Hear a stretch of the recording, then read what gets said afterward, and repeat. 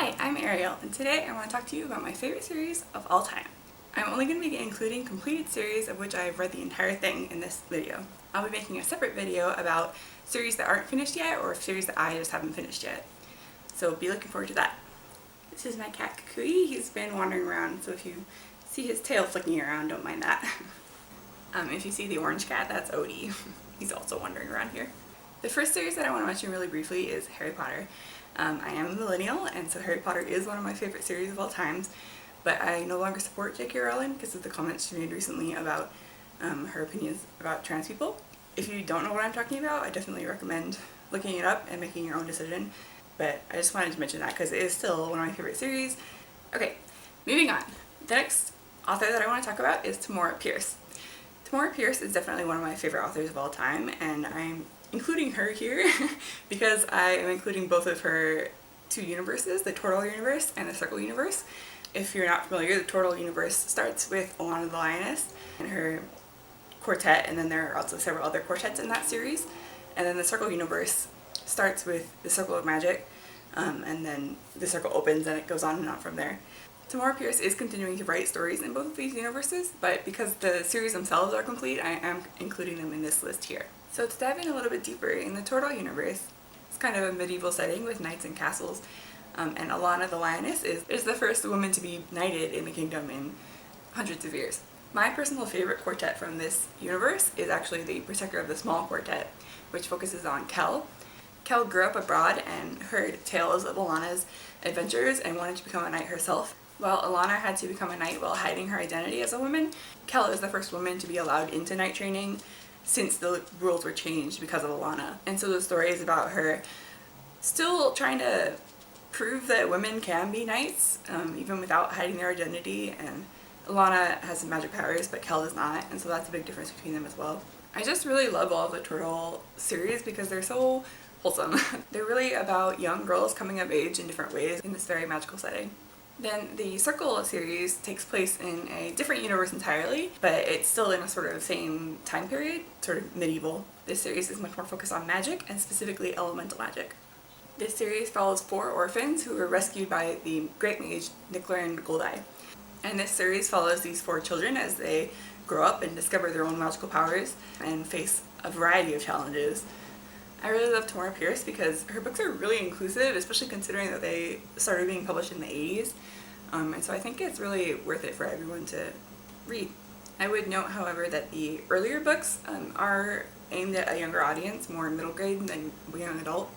But they do get progressively more mature throughout the series because you're following these children as they grow up and in some cases even form families and things like that. So I think it still really appeals to me as an adult, even though I can definitely see how it's written for a younger audience.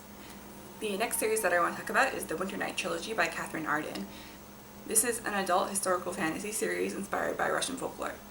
The series starts in a remote village in Russia where Vasilia Petrovna was born and raised, and she has the ability to see creatures. And to her this is perfectly normal, but when a Russian Orthodox priest comes to the village, he decides that she is evil. And, you know, from there it proceeds. I love this series because it has a very whimsical fairy tale-like feeling. This is again a story about a young girl coming of age and coming into her powers and sort of finding her place in the world. This is obviously a theme that I really enjoy. The next series that I want to talk about I actually have a physical copy of, and that is A Discovery of Witches. This is the All Souls trilogy, which focuses on the relationship between Diana, a witch, and Matthew, a vampire. I have heard this series described as a romance, which honestly didn't even occur to me as I was reading it. It is true that their relationship is at the center of the book, but it's so much more than that. Diana is a scholar studying alchemy at Oxford, and Matthew is a biochemist, I believe. He's working in medicine and trying to discover where everybody came from, where people and vampires and witches all came from. And there's also a third race called daemons. And so he's trying to discover the origin of all of those. Obviously vampire love stories have been done before, but I think this is a really unique take on that subject, on that idea. And I really like how Deborah Harkness has sort of structured her vampire societies here. This is a very exciting tale where they travel across continents and through time to try and figure out what's going on with Diana's powers, and also, like I said, with Matthew's quest to discover where he came from. I think that Deborah Harkness is going to continue to write in this universe, so I'm very excited to see where it's going to go. The next series that I want to talk about is Uglies by Scott Westerfield. This is yet another coming-of-age story, but instead of fantasy, this time it's a sci-fi dystopian story. In this society, you grow up ugly until you turn 16, where you undergo plastic surgery to become pretty, and you move over to a different section of the city and basically just party all the time. And our protagonist, Tally Youngblood, wants nothing more than to become pretty. She's only a couple months away from turning 16. She's desperate to get over there because all of her other friends have already undergone the surgery. While she's waiting, she meets another girl, Shay, who is also not quite 16 yet, and they start exploring together, and Tally is surprised to find that Shay does not actually want to undergo surgery. She is thinking about running away and joining a band of vagabonds in the woods, which she does. She runs away, and as Tally is about to go under the knife, she's actually taken away by these specials, and they ask her to go track down Shay and bring her back. So now Tally has to go off into the wilderness by herself and try to find Shay and the other people that she's with and bring them back. But as she does this, she sort of discovers that maybe her society is not as good as she thinks it is, and she starts to have second thoughts. So when Shay is kidnapped and taken back to their city, she has to go once again to try and rescue Shay, but this time she's fighting against the establishment. So again, this is clearly a trope that I love. It's about a young girl coming of age and figuring out who she is and what she actually wants in the world, and she goes through hell to try and get it. Next up is the Shades of Magic series by V.E. Schwab. In this series there are 4 parallel Londons. There is Red London, which is full of magic, White London, which is slowly losing its magic, Grey London, which is what we would consider normal, and then there is also Black London, which has died, and it's no longer, you're not able to go there anymore. The main character, Kel, lives in Red London, and he's one of the last Antari who are able to actually pass through the worlds.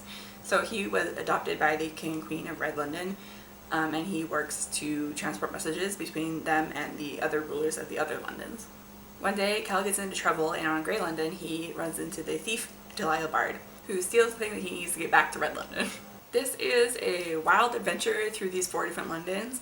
In addition to Kel's Antari magic, there's also a lot of elemental magic, and there's a magic contest that goes on in one of the books, and it's just a great adventure. The next series I want to talk about is the Commonwealth Universe by Peter F. Hamilton. The Commonwealth Universe actually contains 3 series: the Commonwealth Saga, the Void, and the Chronicle of the Fallers. I actually started with the Chronicle of the Fallers without realizing that it was set in a series in a universe that was already established, which I do not recommend. It was extremely confusing. But if you start at the beginning and read the whole thing, it's actually very fascinating. I don't even know how to describe it because it is truly a space opera that spans eons, spans a really long period of time. But essentially it's set in the future where human beings have sort of spread across space, and they also have developed technology so that nobody dies anymore. If your body dies, you can be regrown into a new body. This series is incredibly complex. There are so many characters and so much going on. There's a lot of political stuff going on, and there's a war, and there's aliens, and there's all kinds of stuff going on. It's a very epic sci-fi. Like I said, when I first started this series, I was pretty confused, and it does, I think, have a pretty steep learning curve that you have to sort of figure out as you're going along. But the story as a whole is so fascinating that I just wanted to keep reading. The one thing that I will say is that even though there are a lot of strong female characters in this series that I really appreciate, I do think you can tell that they are written by men. So if that's something you're sensitive to, I definitely recommend being aware of it if you're going to pick up the series.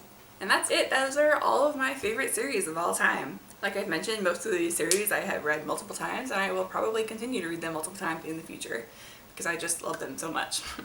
So next time I will be talking about series that aren't finished yet, or that I haven't finished yet. So if you're interested in that, be sure to subscribe, give this video a like, and I'll see you next time.